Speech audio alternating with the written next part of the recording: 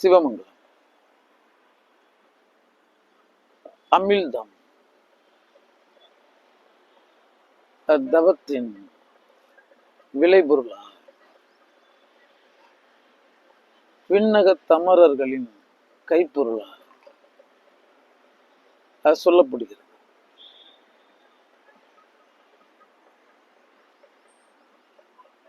நிஜத்தில்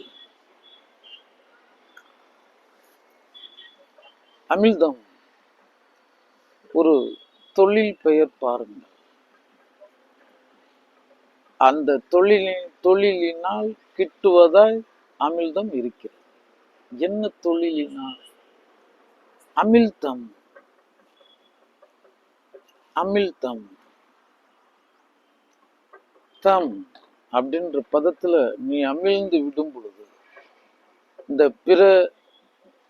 புற விசையாதிகளில் நீ விரயமாகாது, அவைகளிடத்திலிருந்து நீ உன்னை உள்வாங்கி உன்னுள் அமிழ்ந்து போதல்,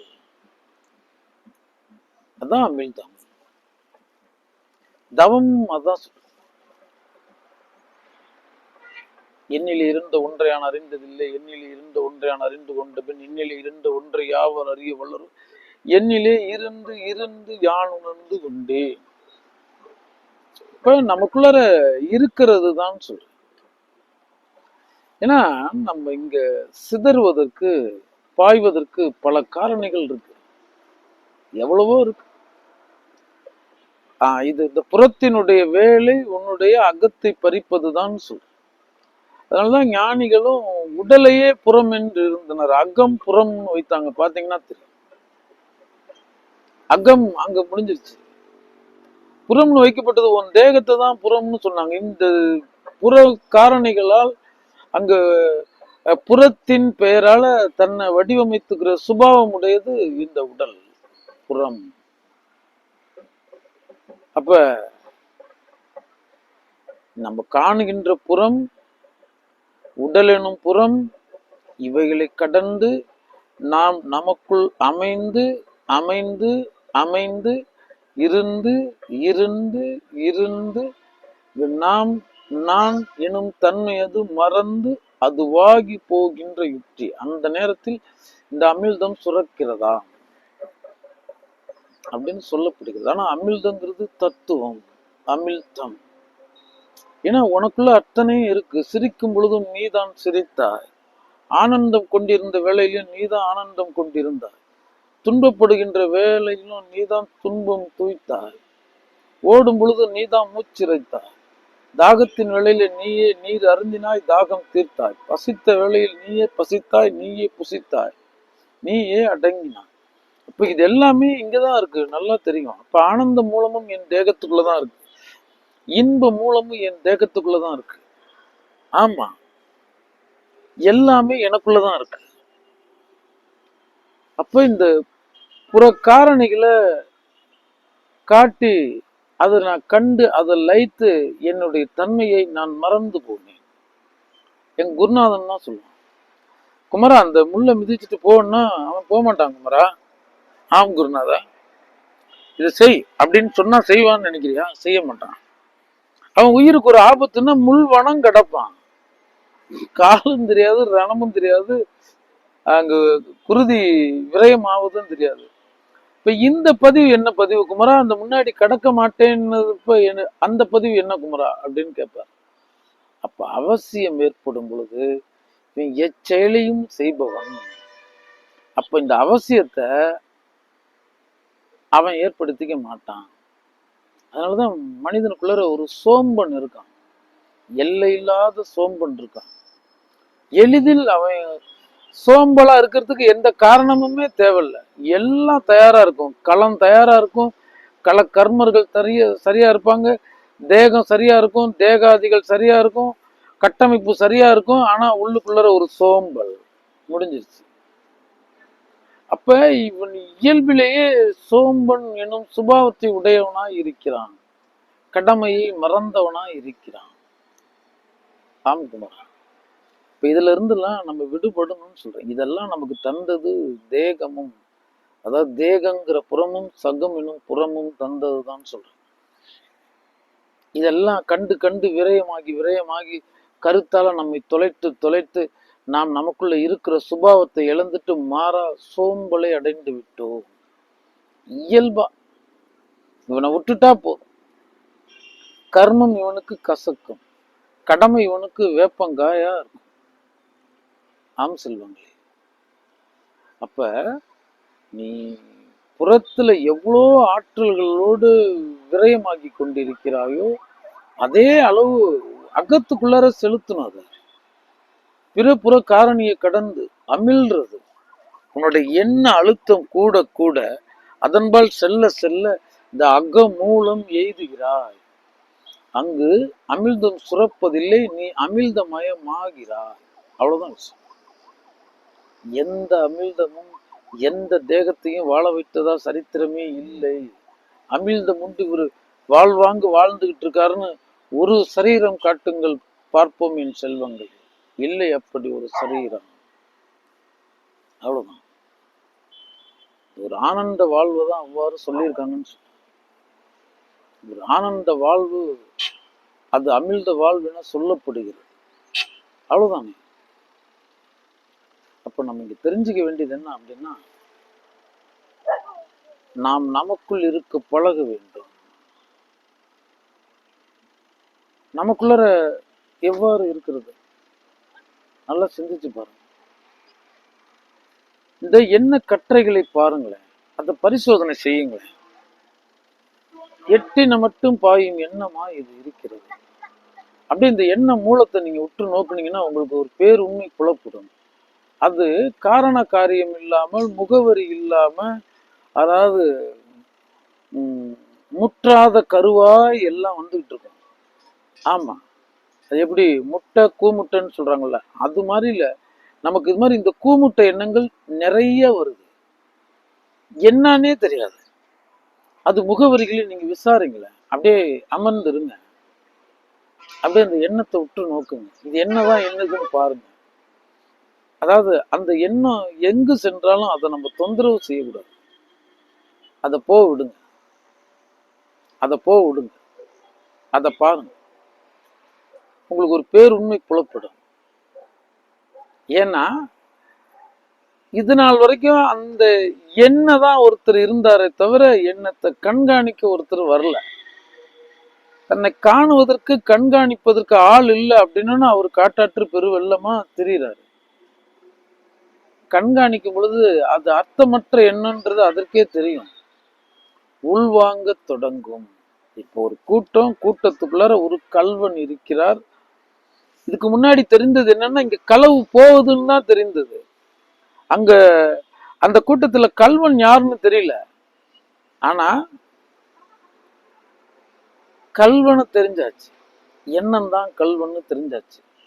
அந்த கல்வனை நீங்க உற்று நோக்க நீங்க கல்வன்றத கண்டுபிடிச்சிட்டீங்கிறது அந்த கல்வனுக்கும் தெரிஞ்சிருச்சு. அப்ப அதுக்கு முன்னாடி இருந்த சர்வ சுதந்திர நிலையில அந்த கல்வன் இருக்க மாட்டான். அது காணாத போது களவாடலான்னு இருப்பார், யாரும் இல்லாத போது களவாடலான்னு இருப்பார். நான் என் வேலையே அந்த கல்வனை நோக்குவதுதான் அப்படின்னா, அந்த கல்வன் தன் சுபாவத்திலிருந்து உள் வாங்குகிறான். எப்பொழுதுமே நம்ம இரு கண்கள் கண்காணித்து கொண்டே இருக்குது அப்படின்னு வரும் பொழுது அவன் தன் களவு மனப்பான்மையிலிருந்து விலகுகிறான். ஏனெனில் அவன் கல்வன் என நடிக்க வந்தவன், அவன் கல்வனே இல்லை. மறந்துடக்கூடாது, அவன் நல்லவன் தான். அவன் போய் அமர்ந்துகிட்ட இடம் இருக்குல்ல, மனம், இந்திரியங்கள், பொறி புலன்கள், இஜ்ஜாதிகள், உடல் என்னும் எந்திரம், அதற்கு ஒரு மூலப்பொருள் இருக்கு, பசி இருக்கு, தாகம் இருக்கு, சுகம் இருக்கு, துக்கம் இருக்கு, மனம் இருக்கு, நோய் இருக்கு, வலி இருக்கு, காயம் இருக்கு, எத்தனையோ நிலைப்பாடுகள் இருக்கு. இதெல்லாம் இருந்து அங்கு மனத்திலிருந்து அந்த வெளிப்படுகின்ற எண்ணங்கள் இப்படியே திக்கு தெரியாம போய்கிட்டு இருக்கு, போக்கற்ற போக்கில் போய்கொண்டிருக்கிறது. அதனால என் செல்வங்களுக்கு சொல்றது என்ன அப்படின்னா, அமிழ்தம் பெருமும் எண்ணத்தை உற்று நோக்குங்கள். இந்த எண்ணம் கொண்டு நீங்க வெளியே போய்கிட்டே இருக்கீங்க, மறந்துடக்கூடாது. இந்த எண்ணத்தினால நீங்கள் விரயமாகி கொண்டே இருக்கின்றீர்கள். அப்ப இந்த எண்ணத்தினால நீங்க விரயமாகிக்கிட்டே இருக்கீங்க அப்படின்னா நம்மளோட மூலப்பொருள் விரயமாகிட்டு இருக்கு. அர்த்தமுடையது என்னன்னா பரவாயில்ல, இப்படி எண்ணத்துல கூமுட்ட எண்ணங்கள் இருக்கு, எதுக்கு வந்ததுன்னே தெரியாது.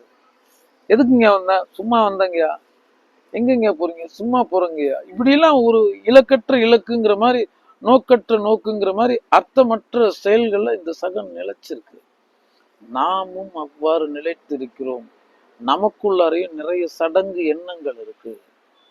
ஆமா, ஏதோ அப்படின்னு அதெல்லாம் கிடையாது. அத்தனை எண்ணங்களையும் அர்த்தமுடையதாக்குங்க. அவ்வளவுதான். அர்த்தத்தை மட்டும் சிந்திங்க, நோக்கத்தை மட்டும் சிந்திங்க, பயணத்தை மட்டும் சிந்திங்க. இந்த பயணத்திற்கு உண்டானதை மட்டும் சிந்திங்க. மற்றபடி இந்த எண்ண கீற்றுகளை நீங்கள் விரயப்படுத்தாதீர்கள்னு சொல்ல. எண்ணம் அப்படின்ற அந்த எண்ண கடல், எண்ண மூலத்தை நீங்கள் எய்தாது அமிழ்த நிலையும் எய்த வியலாது. மறந்து விடாதீர்கள் என் செல்வங்களே. அமிழ்தம் அது ஒன்றும் இல்லை என் செல்வம், ஒரு ஆனந்தம் தான் சொல்றேன். ஆனந்தம் ஒரு திரவ வடிவில் இருந்தா அப்படி அவ்வளவுதான். ஆனந்தம் ஒரு ஒரு ஒரு நீரா பாலா இருந்தா எப்படி இருக்கும், அதுதான் அமிழ்தம்னு சொல்றேன். ஆனந்தம் இல்லாத அமிழ்தம் என்னத்த பெரிய நமக்கு தேவைன்னு கேட்குறேன். இந்த வாழ்வின் அர்த்தம் இந்த ஆனந்தம் எய்துதல். வேற என்ன இருக்கு, வேற ஏதாவது இருக்கா? சிந்தித்து பாருங்க. உனக்குள்ள ஒரு இந்த ஆனந்தம் தந்ததை இந்த சகத்துல இருக்க ஜீவன்கள் யாராவது தந்திருப்பாங்கன்னு பாத்தீங்களா? தந்திருக்க மாட்டாங்க. அந்த சுயானந்தன்றது வேற, தன்னானந்தன்றது வேற, இந்த நித்யானந்தன்றது வேற, சதானந்தன்றது வேற. அது உன்னுடைய மூல உடைமை. அவ்வளவுதான், அதான் மூல உடைமையே. ஏன்னா நீ அவ்விதத்தில் தான் அமிழ்த சிற்பமா வைக்கப்பட்ட. இந்த காலம் விதி இன்னும் எதேதோ உன்னை இந்த களத்துல பூட்டி விட்டுருச்சு. அப்படியே நீ பிறந்தது போல பசித்தால் அழுவாய், வலித்தால் அழுவாய். அப்புறமேட்டுக்கு அந்த குழந்தைய பாருங்க, எந்த நேரமும் விளையாடிக்கிட்டே தானே இருக்கு, ஆனந்த களத்துல ஆர்ப்பரிச்சுக்கிட்டே தானே இருக்கு. அதுக்கு எந்த ஞானமும் தேவைப்படல. ஏன்னா உன்னை நான் அவனிடத்தில் இருந்துதான் உன்னை படைத்தான். அவன் அடித்தரை கரை அறுத்து தேனாமிர்த சாகரன், கடல் கடல் உடையவன், பெருங்கடலான், மெய்ப்பெரும் கடலான். அவனுக்கு அடித்தரையும் கிடையாது, கரையும் கிடையாது. அப்படி அவன் தான் உனக்குள்ள உயிர் மயமா இருக்கான், உயிர் ஆனந்த மயமா இருக்கான். இப்ப அதையே மழலை என வைக்கப்படுகிறது. இங்க என்னாச்சு, இந்த இயற்கை நியதிங்கிற பெயரால இந்த விடாது விடல். ஏன்னா இந்த இங்க மாயை ஒரு கர்மத்தை வச்சிருக்கு. உன்னை ஒன்று தந்தது, நீ ஒன்றை தந்து விட்டு போ அப்படின்னு. அதுக்குள்ள அங்க மோகத்தை வைத்தது, அங்க அரங்கத்தை கட்டினது, அந்த அரங்கத்துல அவனை பூட்டினது. அந்த அரங்கத்திற்குள் எந்த உயிரையும் அவன் உள்விட மாட்டான். அவனுக்குன்னு தனியா ஒரு அறை இருக்கு. அப்படியே அந்த உயிருக்குள்ள அது வந்துருக்கு. விடாது விடலையும் அந்த அரங்கமும் இந்த பருவமும் பருவ மயக்கமும், அதுக்கப்புறமேட்டுக்கு இந்த சூழலியல், சமூகவியல், இந்த கட்டமைவியல், இதுல எல்லாம் நமக்கு இங்க எவ்வளவோ ஏற்ற தாழ்வுகள், போட்டி பொறாமைகள், இந்த இத்தியாதிகள்ல அதை மறந்துட்டான்னு சொல்ற. ஆனந்தங்கிறது ஒரு மெல்லிய ஓசை. ஆமா, இப்ப நம்ம இந்த நேரத்துல இவ்வாறு இருக்கோம், இந்த போக்குவரத்து இதெல்லாம் இருக்கு, இந்த சப்தங்கள் பிற புற சப்தங்கள்லாம் இருக்கு. அங்க நடு நிசி எந்த சப்தமும் இல்லை, ஒரு மெல்லிய ஓசை கேட்டுக்கொண்டிருந்தது. அந்த உயிரினுடைய ஓசை கேட்டுக்கிட்டே தான் இருந்தது. ஆனா இந்த பிற புற சப்தங்கள் அந்த ஓசைய மறைச்சிருச்சு. அவ்வளவுதான். இது ஏன் அது அப்படின்னா, நம்ம அந்த பிற புற காரணிகள் அப்படின்னு நமக்குள்ள இருந்த ஆத்ம ஓசையை, அங்க மௌன மொழியை, ஆனந்த மொழியை கேட்க விடாம இந்த பிற புற சப்தங்கள் அதை அழிச்சிருச்சு, மறைச்சிருச்சு. நிரந்தரமாவே அதை மறைச்சிருச்சு. ஏன்னா இதுதான் கேட்டுக்கிட்டே இருக்கு. கேட்டுக்கிட்டே இருக்கிறதுனா நம்ம போய்கிட்டே இருக்கிறது தான். விழி திறந்தோன்னா இவனுக்குள்ள அங்கு எண்ணிலி கோடி எண்ணங்கள். அப்பாட்டுக்கு இங்கு ஒண்ணுமே இல்லை. அதுக்கு காலையில எந்திரிச்சோன்னே இதயத்து இருக்கும். இந்த கட்டமைவியல், எதிர்கால கட்டமைவுகளுக்கான ஓடல். நீ அன்றன்று வாழ வந்திருக்கிறாய், அன்றன்று உண்ண வந்திருக்கிறாய், அன்றன்று உறங்க வந்திருக்கிறாய், அன்றன்று கர்மம் செய்ய வந்திருக்க. அதை தவிர உனக்கு கடமையே கிடையாது. எதிர்காலங்கிறது ஏமாற்று வேலை. இந்த நாள் இனி ஒரு பூரண வாழ்வு வாழ்ந்து விடு. இன்று இங்கு இரு. இன்று அந்த கர்மத்தை புரி. உனக்குள் கனிந்திரு, இனித்திரு. நெடும் தொலைவில்லை வாழ்க்கை. இந்த நாள் தான் அந்த வாழ்க்கை. அவ்வளவுதான். இந்த முடிவுக்குள்ள ஒரு நிலைப்பாட்டுக்குள்ள வாங்க. எங்கேயோ போக வேண்டியதில்லை. ஆமா, இங்க 7000 வாழ்நாள்ல ஒரு 7000 கல் தொலைவு செல்லணும்னு விதியா இருந்துட்டு போட்டோம். இத கேட்டோன்னே மாண்டு போயிடுறான், மனம் முடங்கி போயிடுறான், மனம் தோண்டு போயிடுறான். நீ வாழ்நாள்ல முடிவுல கடக்க வேண்டியதுடா 7000 கல் தொலைவு. இன்னைக்கு உன்னால இயன்றதை கடந்து வை. ஆனா அன்றன்று கடந்து வை, என்றும் கடந்து வை. இந்த நிலைப்பாட்டில் என்றும் நின்று. அதே வேளையில் மன்றில் நின்றாடும் நன்றுடைய நாயகனை எண்ணியபடியே பயணித்திரு. அவ்வளவுதான். இது ஒரு எளிதான வாழ்வு என் செல்வங்கள், ஒரு மென்மையான வாழ்வு. நம்மளை நாமளே பின்னப்படுத்தி கொண்டோம், என்ன கற்றைகளினால் பின்னிக் கொண்டோம், நம்மை நாமே கட்டி வைத்திருக்கிறோம். நம்மளுடைய வீழ்ச்சிக்கு யாரும் காரணம் கிடையாது, நம்ம தான். நம்மளுடைய உயர்ந்த நிலையை அடைவதற்கும் நாம தான் காரணமா இருக்க முடியும். இன்னொருத்தர் எந்த காரணத்தை கொண்டும் காரணமா இருக்க முடியாது. நான் கேட்டாதானே அதுல நான் ஆழ்ந்தாதானே அது என்னை பாதிக்கும். நல்லா சிந்திச்சு பாருங்க செல்வம். அதனால என் செல்வங்களுக்கு சொல்றது என்னன்னா, அமிழ்தம் பெறும் யுக்தி என்பது நீங்கள் உங்களுக்குள் அமிழ்ந்து போதல். தமிழுக்கும் அமிழ்தன்று பேர். விண்ணகத்தர் அமரர்கள் கையில் அங்கு திரவ வடிவில் அமிழ்தம் சொல்லப்படுகிறது. அதனால அங்கு தேவலோகம் அப்படி ஆனந்தமா இருக்கும். அங்கு இரவே இல்லை, விழித்தே இருப்பாங்க, சதானந்தத்துல இருப்பாங்க. ஆனந்தம் துய்ப்பதற்கான ஒரு வாழ்வு, ஸ்வர்க்க வாழ்வு, சுத்த வர்க்கத்தவர் வாழ்வு, சுத்த நிலை எய்தினவர் வாழும் வாழ்வு அப்படின்னு சொல்லப்படுது. ஆமா, தவத்திலையும் அமிழ்தம் அப்படின்னு சொல்லப்படுகிறது. தவத்தின் பேரால் அவரவர் அமிழ்ந்து விடும் பொழுது எந்த காரணத்திற்காகவும் எக்காலத்திலும் நான் என்னிலிருந்து விடுபட வேண்டிய அவசியம் இல்லாதவன் என்பது உண்மையை உணர்ந்து அறிந்து அடங்கி அமிழ்தம் எய்தினவர்களை சொல்லிக்கிட்டு இருக்கேன். நான் இன்னைக்கெல்லாம் அவங்க பாட்டுக்கு இறங்குறாங்க, அதுக்கப்புறமேட்டுக்கு 2வது சத்தம் கேட்டோம்னா ஓடி போயிடுறாங்க. அங்க ஒரு நிலையம்னா அங்க ஒரு ஓட்டம், இங்க ஒரு நிலையம்னா இங்க ஒரு ஓட்டம். எத்தை தின்றால் பித்தம் தீரும். அதெல்லாம் ஒண்ணும் கிடையாது. உன் மனக்குளம் உன்னால் தெளியும், உன் முயற்சி இன்மையினால் தெளியும். ஆழ்ந்து சிந்திச்சா தவம் தியானன்றது ஏமாற்று வேலைன்னு புரியும். நல்லா தெரிஞ்சுக்கணும். எண்ணற்றதை எண் வளையத்துக்குள்ள கொண்டுட்டு வரோம். அந்த எண் வளையத்துல கொண்டுட்டு வந்து ஒற்றை எண்ண ஆக்குறோம். அதுக்கப்புறமேட்டுக்கு ஆழ்ந்து செல்லும் பொழுது அதை ஒன்றற்ற ஒன்றா உணர்றோம். அப்ப அது ஒன்றுமே இல்லை. ஆனா எண்ணம் கோடின்னு கோடி இருந்தது. அப்ப இந்த தவம் தியானம் இதெல்லாம் ஏன் வந்ததுன்னா உன்னை வெற்றி ஆக்குவதற்காக வந்தது. முடுக்கிய வினைகளை பல அங்கு ஒரு செயல் வழி முடுக்கி அதன் வழி அதற்குள்ள முடுக்கப்பட்ட திணிக்கப்பட்ட ஆற்றலை விரயம் செய்யறதுக்காக வந்தது. அங்க இருக்கிற குப்பைகளை கடத்துவதற்காக வந்தது. ஆனா இதுவே சாதனம் இல்ல. தியானமே தவமே சாதனம் நினைச்சுக்காதீங்க. முன்னதான் தவம், பின்னாடி வதம். தவம் எவன் செய்ய எத்தனித்தானோ அவனை இருக்கும் பொழுதே வதம் செய்தல் தான் தவம். தியானம்னா தியானம் இல்ல, நயாதி. நீ நயமான ஆதியில எய்தணும். ஆதியில நீ நயமா இருந்த, நான் நயமா இருந்த, உனக்கு களவு தெரியாது, தீமை தெரியாது, பொய் தெரியாது, எதுவுமே தெரியாது இருந்தா அந்த நிலைக்கு அழைச்சிட்டு போறது. சமாதினா சமாதி இல்ல, சமமான ஆதி நிலைக்கு போறது. எல்லாம் ஒண்ணுதான் சொல்லுது. வதமும் அதை தான் சொன்னது, தியானமும் அதை தான் சொன்னது, சமாதியும் அதை தான் சொன்னது. முன்னம் இருந்த அங்கு சுத்த சமநிலைக்கு செல்லுங்கள். ஆம் செல்வங்கள். இன்னைக்கெல்லாம் அப்படியே தியானம் அது இதுலாம் பெருசா பேசிக்கிட்டு இருக்காங்க. அதெல்லாம் இல்லை. உங்களுக்குள்ள நீங்க அமையறதுன்னு சொல்றேன். நீங்கள் ஒரு எண்ணமற்ற எண்ணத்திற்கு அழைத்து செல்றதுன்னு சொல்றேன். நீ எந்த விதத்திலும் தரம் தாழ்ந்தவன் இல்லை.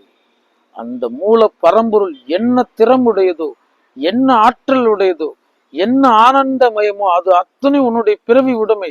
அவனுக்கு கூட காட்சி கிடையாது. ஆனால் நான் இந்த நேரம் அமர்ந்திருக்கிறேன், அவன் பெயரால் வீற்றிருக்கிறேன். அவன் பேசுவதில்லை, நான் பேசுகிறேன்.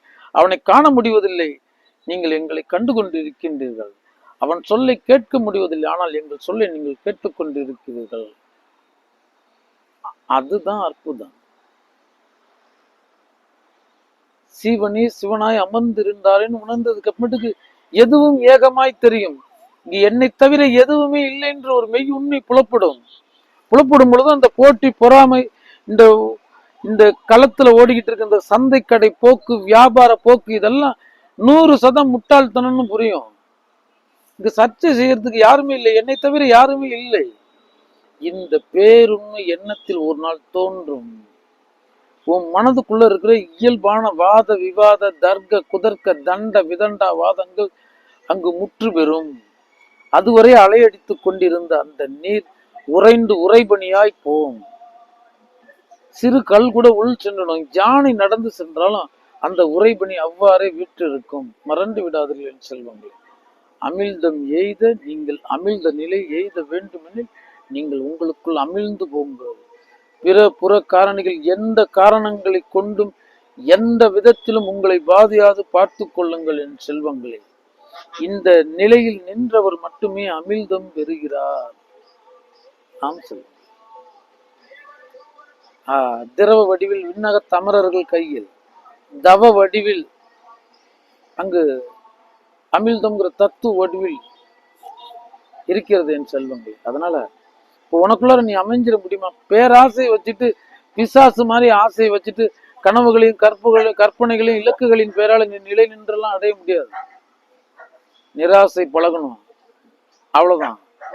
நிராசையிலிருந்து தொடங்கி ஒரு நாள் நீ அந்த நிராசை நிலையிலிருந்து விலகிருப்ப. நீ ஆசைப்பட தேவையில்லை, நடக்கிறது தான் நடக்கும், விதைச்சது தான் விளையும், உனக்கு நீ இட்டது உன்னை வந்து அடையும். நீ தேடினது எதுவும் ஏட்டில் இல்லாத உன்னை அடைய போறது இல்லை. இப்போ உன்னுடைய இந்த முயற்சியை நிறுத்து, 100% கடமையை செய். நீ உனக்குள் அமிழ்ந்திருக்க பழகு. சிவம்.